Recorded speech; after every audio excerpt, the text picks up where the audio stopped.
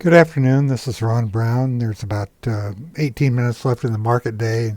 I'm going to do a quick video on some volume spikes modifications that I've done to the warehouse views and combo rankings. This is the 25th, Friday the 25th. The market continues to go up like there's no end to it. We'll see how far that goes.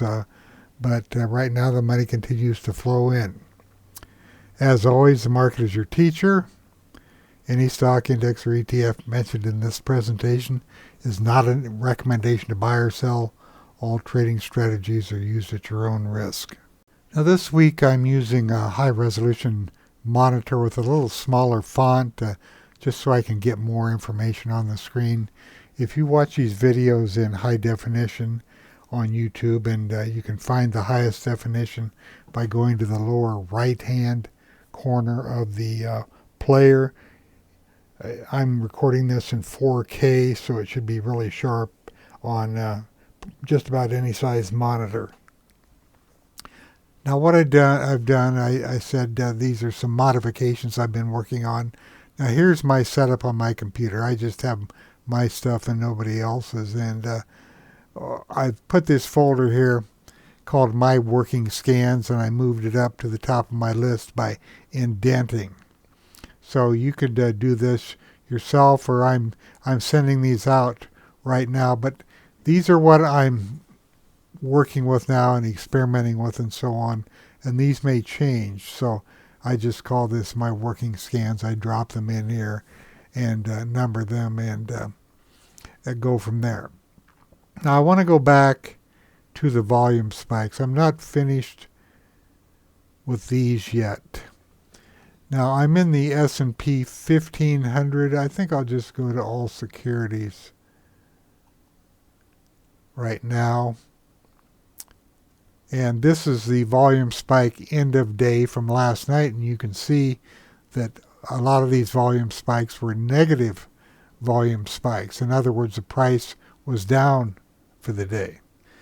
I decided to keep tracking them this way because I want to see what happens the following day, because these could be one-day shakeouts, for example.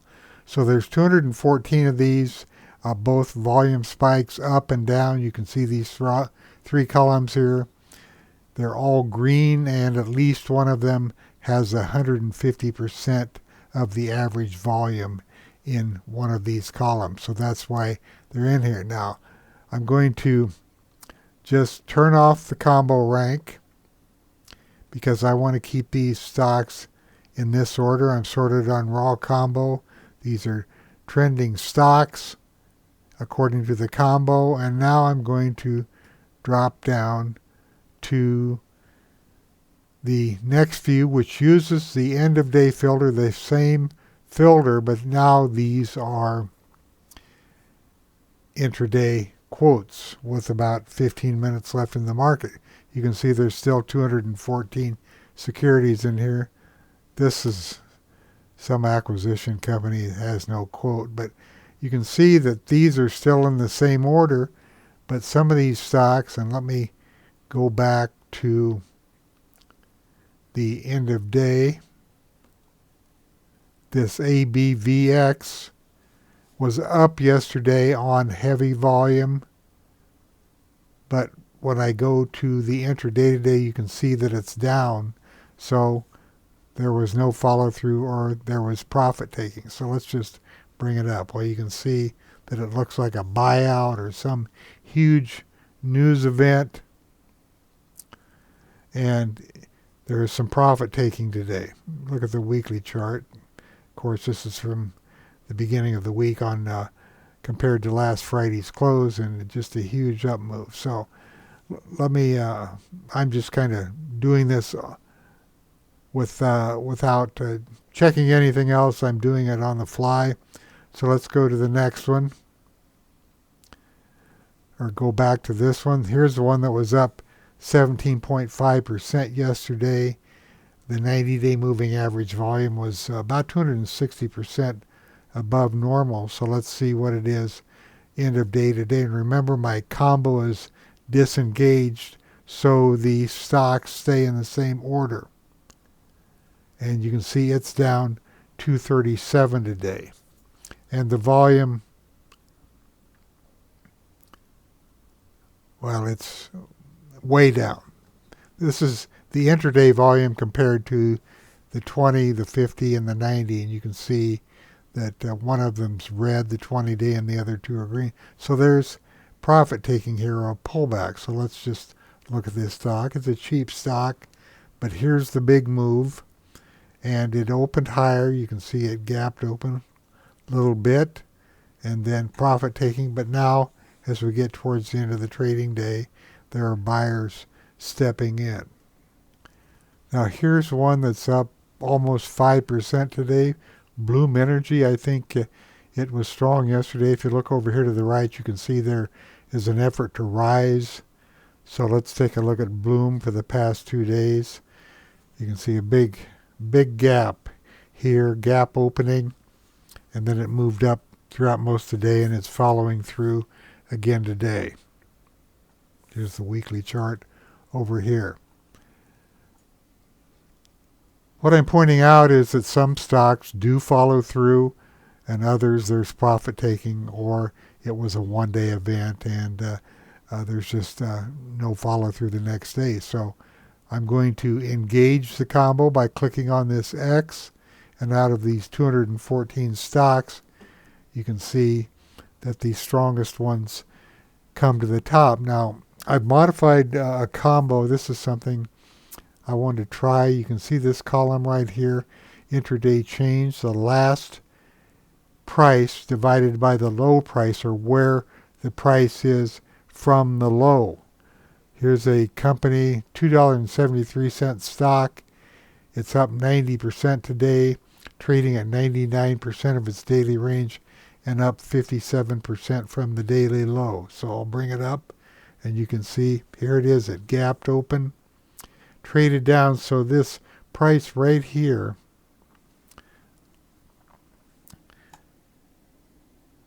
$57.8. If you look over here to the far left, you can see that's where it currently is trading. It's updating right now. Let's see if that number changes. Okay, it's up 48.2%. So there's profit taking going into the close. If I hit my alternate A key and bring this up, let's see if this works out. I'll go from this point to where we currently are. See if we can get around that approximate number here. If you look down here at the bottom, I'll bring an arrow up so you can see it. 47.8%, pretty close to 48.02. I just couldn't be quite that precise. But that's what this column means, where the current price is compared to the low price. So at the high of the day, I'm going to draw another one here. Whoops, I didn't want that one. Sorry about that. Get rid of that.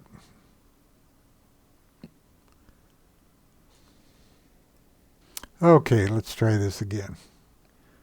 So from the low of the day to the high of the day, at that point, now I'll bring that arrow back. You can see it was up 58.1% from the low of the day. So that's why I like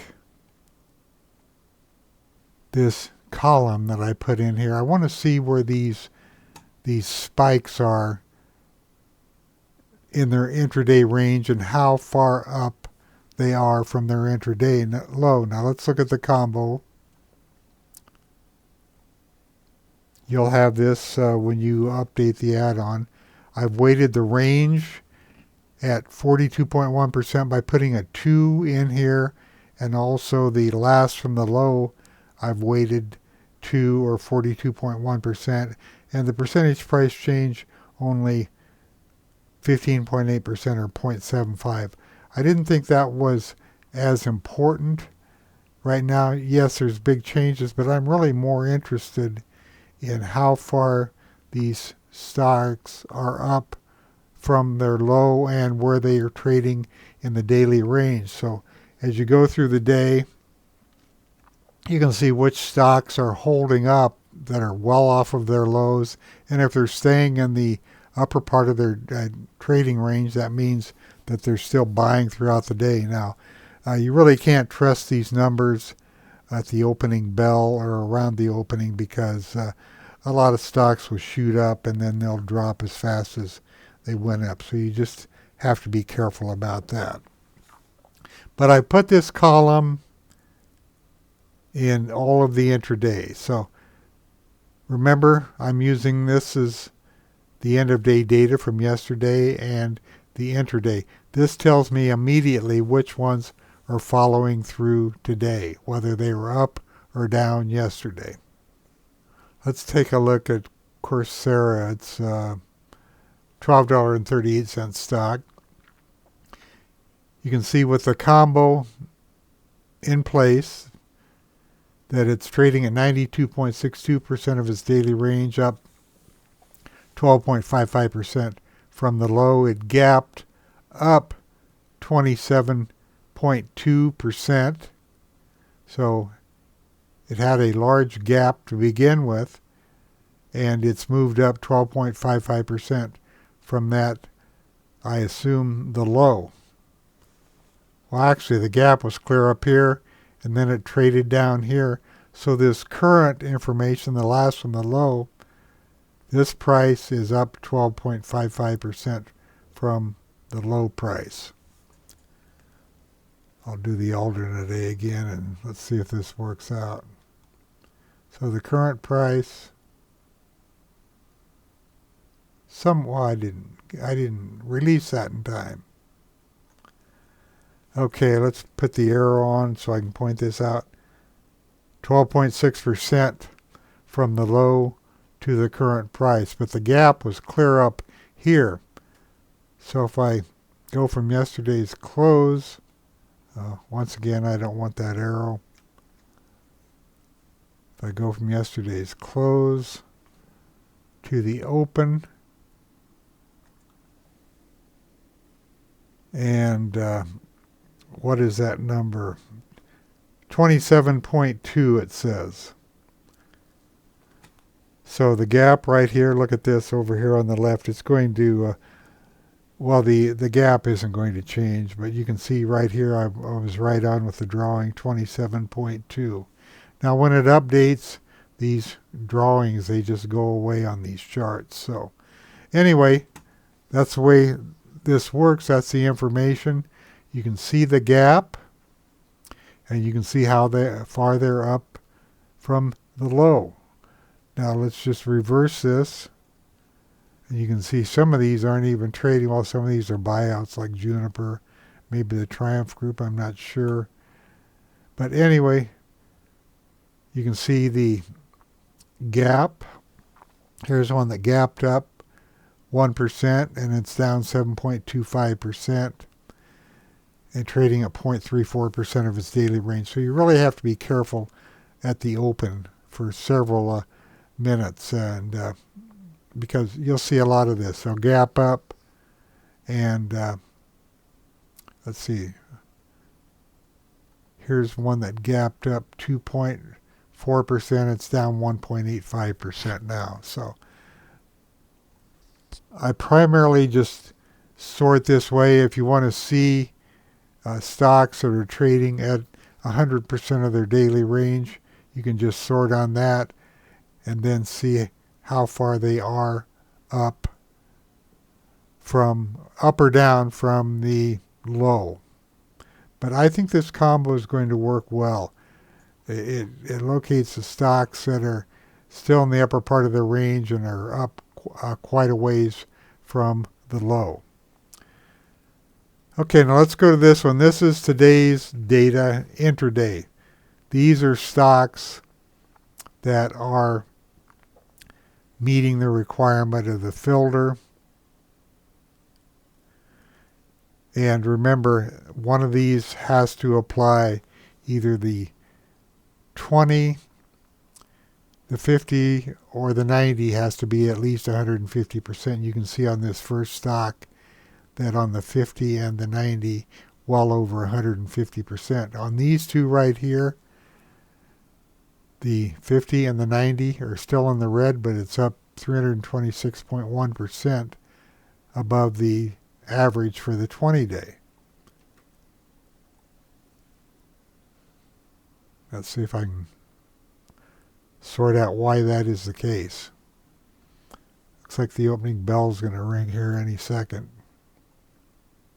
Or closing bell, I'm sorry. Okay, so this is a cheap stock again. You can see it's at 93.07% of its daily range, up 26.75 from the low. There's the closing bell. And let's look at this one right here. Why was the volume so low on the 50 and 90 and up on the 20? It's a $1.58 stock.